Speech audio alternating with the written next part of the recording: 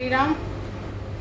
કચ્છના ખમીરવંતી પ્રજાને અને ખાસ કે પોલીસ અધિકારીઓને અહીંથી પૂછવાનું થાય છે કે હાલમાં જ જે એસએમસીએ આટલું મોટું જથ્થો આટલી મોટી માત્રામાં જેને કહેવાય કે રેકોર્ડ બ્રેક કરી નાખ્યું છે, એટલું દારૂનો જથ્થો પદ્ધર પાસેથી પકડવામાં આવ્યું તો લોકલ પોલીસ શું કરી રહી હતી? અને આના ઉપરથી એક મોટો પ્રશ્ન એ ઊભો થાય છે કે આજે દારૂ આપણે પકડવામાં આવ્યું છે તો એનો મતલબ કે આપણે કેટલા સુરક્ષિત છીએ? આપણા આ જથ્થાની સાથે સાથે કાલે ઘણી વસ્તુ આવી શકે છે, આતંકવાદી આવી શકે છે, બોમ્બ વિસ્ફોટને સામાન આવી શકે છે. આ એક મોટો પ્રશ્ન છે પ્રજાને કે આપણા જે હિન્દુઓ છે એ હિન્દુઓને હું કહેવા માંગુ છું કે જાગો ભાઈઓ, જાગો. પોલીસ અધિકારીઓ તો કોઈ જાગવાના નથી. હવે પૂછવાનું એ થાય છે કે શું આટલું મોટું જથ્થો પકડ્યા પછી શું પોલીસ અધિકારીઓ હરકતમાં આવશે?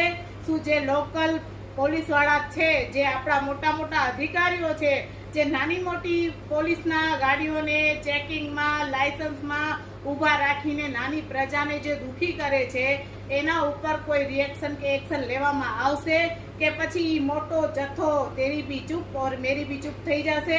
અત્યારે મોટા વડા જ્યારે આપણે અહીંયા મુલાકાતે આવવાના હતા ને આટલી મોટી માત્રામાં આ દારૂ પકડવામાં આવ્યું છે તો આ બહુ મોટો પ્રશ્ન છે.